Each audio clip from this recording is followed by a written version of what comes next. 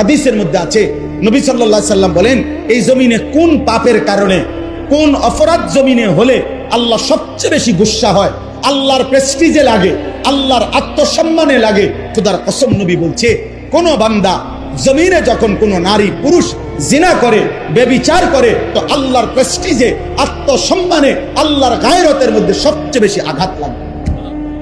মালিক আমার বেশি গুসা হয়, মালিক আমার বেশি রাগ হয়।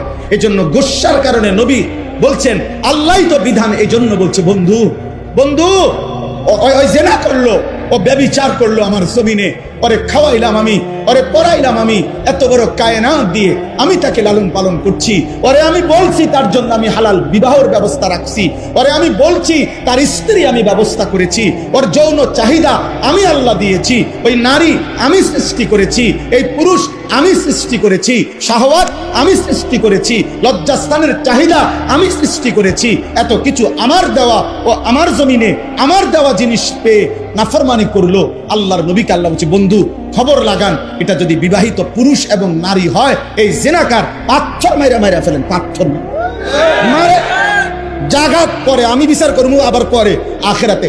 এখন ওয়ালিয়াশহাদ আযাবাহুমা তাইফাতুম মিনাল মুমিনিন, সমস্ত এরকম মজমায় ইমানদার মানুষের সামনে খোলা ময়দানে ওপেন প্রকাশ্যে পাথর মাইরা ওগুলোর মাইরা ফেলে।